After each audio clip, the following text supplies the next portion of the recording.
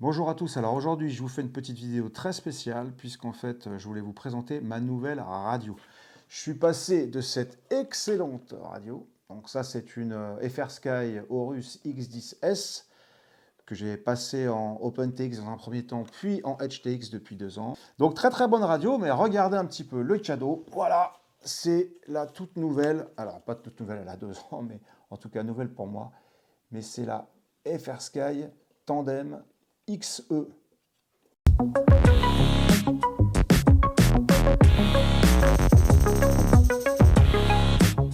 Alors, je ne vais pas dire que c'est le haut de gamme, mais quasiment, de chez FR Sky.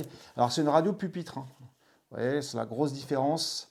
Et d'ailleurs, je vais vous montrer un petit peu les, comment dirais-je, les spécifications de la bête. Mais c'est une radio, voilà, c'est une radio qui a une certaine taille. Voilà, c'est un bon volume, ça pèse 1,5 kg avec la batterie. Enfin, voilà, ça ne se manipule pas comme celle-ci, avec juste, on peut tout faire à la main quasiment. Hein. Cette radio-là, vous pouvez manipuler une bonne partie des engins à la main ou voilà, poser sur les genoux, on peut marcher avec et puis se débrouiller un petit peu. Celle-ci, vous allez voir, c'est pas le cas. On est obligé vraiment, si on veut se déplacer, de mettre le harnais. Donc cette radio tandem, ouais, bah, elle est superbe, hein. Elle est superbe de, comment dirais-je, elle respire la qualité. Franchement, il n'y a rien à dire. C'est du très très bon matos. Alors cette radio, je l'ai reçue avec toutes les options. Donc les options possibles à la commande, c'est d'avoir donc déjà les sticks 3D, hein, ou 4D ou 5D comme on veut, avec un bouton sur le dessus. Donc ça c'est une des premières options, une des premières customisations qu'on peut faire. Ensuite, il y a aussi le fait d'avoir les leviers sur le côté avec un centrage. Voilà. Donc ça c'est pas mal, notamment bah, pour tout ce qui est engin à chenilles et tout. C'est assez top. Et en plus, je l'ai reçu avec donc l'intégralité des potards de montée, puisque par défaut, ces deux potards-là et ces deux potards-là sont pas inclus. Alors, c'est pas luxueux, mais franchement, c'est vraiment, vraiment sympa. Voilà, ça ressemble à quelque chose de costaud. Je vais pas vous mentir, j'ai pas fait une énorme différence entre les joysticks de la Tandem XE et les joysticks qui sont aussi des joysticks d'origine FR Sky. Alors par contre, ce qui peut faire peur au niveau de la qualité, je vous le cache pas, c'est le système pour accrocher la sangle. Donc les deux trucs qui sont là.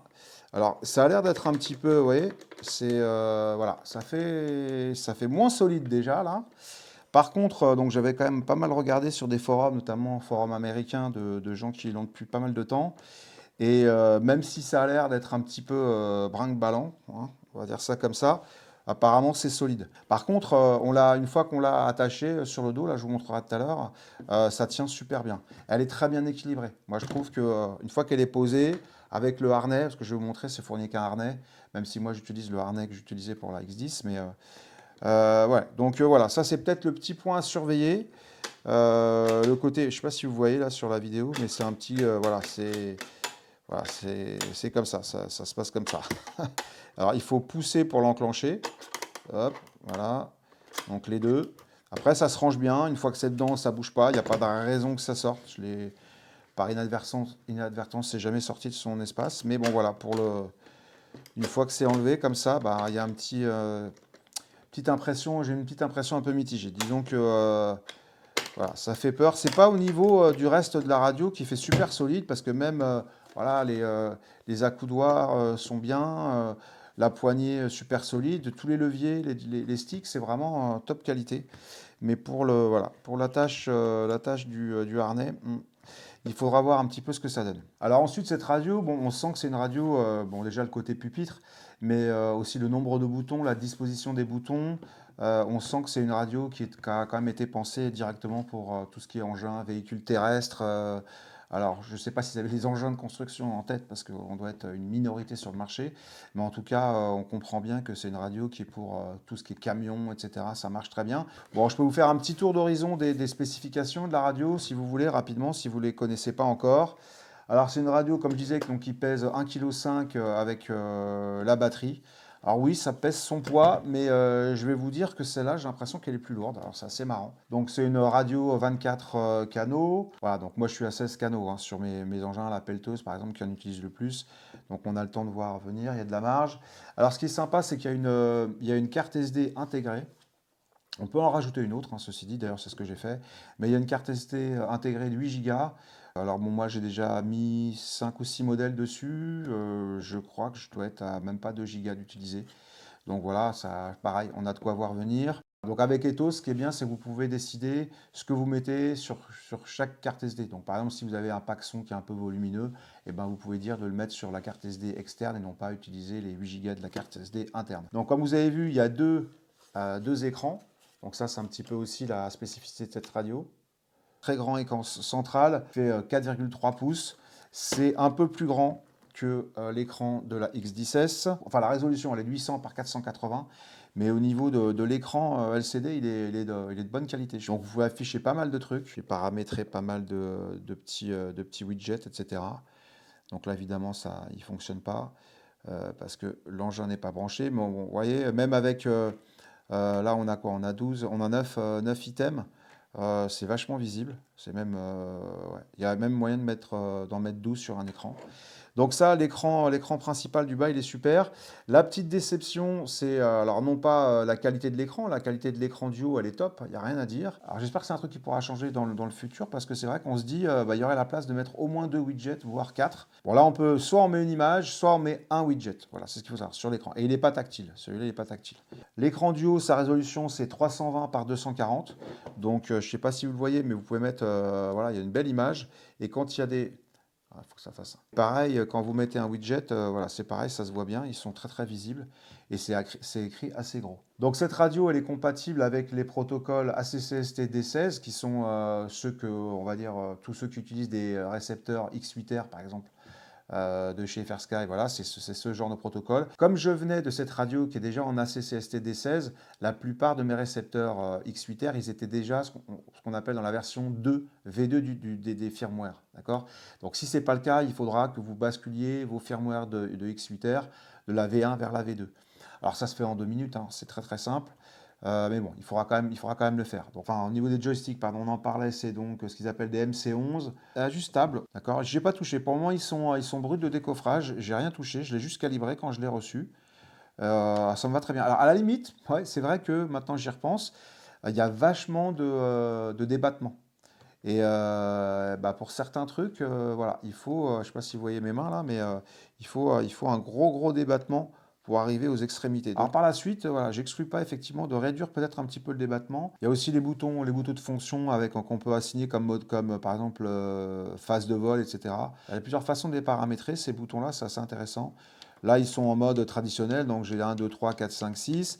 Mais on peut aussi les avoir comme des boutons poussoirs, en momentary, quoi, allumé, éteint. On pourra en avoir plusieurs et tout. Bon, comme je les utilise pour mes modes de vol, bah voilà, c'est comme ça que c'est paramétré pour le moment. Alors, ce qui est très bien aussi, évidemment, voilà, on le dira jamais assez, ce qui est cool, c'est que voilà, il y a le tactile. Donc ça fait quand même,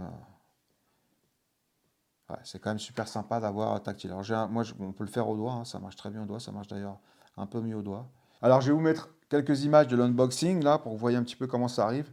Au niveau emballage, aucun souci, c'était super bien emballé. Alors, ça a été commandé chez Toucan Hobby.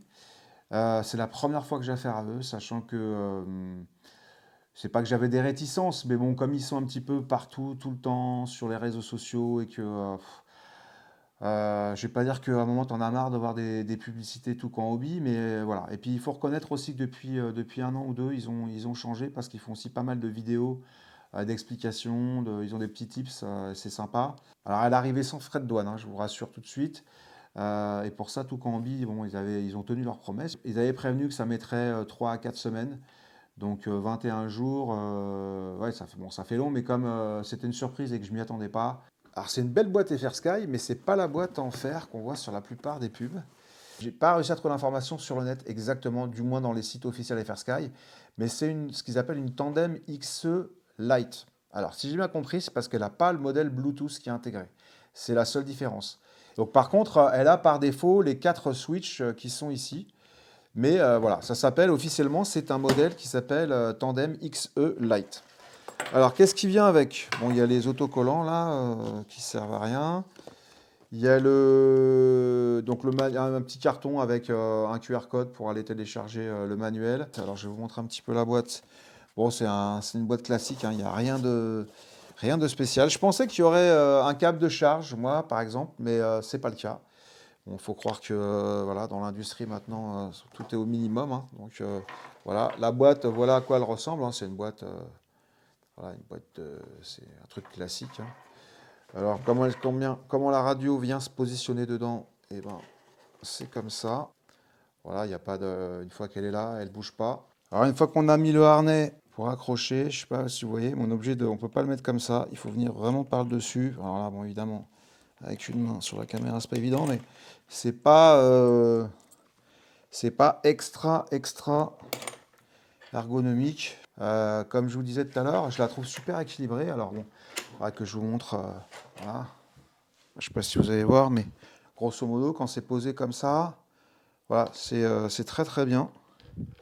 Il est de bonne facture quand même ce harnais, ça va, ça sent pas l'escroquerie. Alors, on vous dit que la première chose à faire, c'est de la mettre à jour, il faut un câble USB. Il n'y a pas de câble USB fourni, et pour charger la batterie, il faut un câble USB, il n'y a pas de câble USB fourni. Donc c'est quand même un peu dommage, même si bon voilà, c'est l'air du temps, hein, j'ai bien compris que maintenant c'est comme ça que ça se passe. Je pense que c'est voilà, c'est un super objet, hein, rien à dire. Donc voilà, la poignée, ça fait sérieux. Alors peut-être, oui, j'ai râlé parce que je trouvais que l'emplacement pour ouvrir, voilà, l'emplacement pour aller charger, ça se passe ici.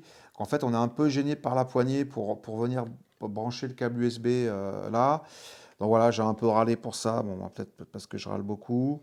Là, vous voyez, il y a l'emplacement pour la carte SD supplémentaire. Et puis là, c'est le smart port pour mettre à jour des firmware, des trucs comme ça. Là, c'est de l'USB-C, hein, évidemment.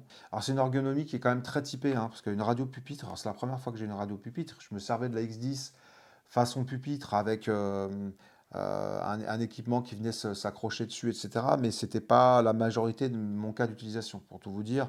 Alors, je suis plutôt quelqu'un qui utilise les doigts si je peux, si je suis en position, mais la X10S, on peut le faire avec les pouces.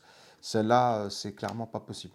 Enfin, sans le harnais, on ne peut pas faire grand-chose. Ah, ça, c'est un truc à savoir avant d'acheter quand même. Si vous êtes plutôt sur une radio pupitre ou une radio plus mobile, c'est quand même pas du tout la même ergonomie. Après, bah, comme je vous disais, bon, bah, voilà, il y a des potards dans tous les sens, hein. Il y en a, voilà, il y a 9 potards là, c'est les 3 positions. Il y a 2 Momentari. Tout le reste, c'est des 3 positions. Donc ça, c'est cool. Vous avez des potards, donc il y en a 4.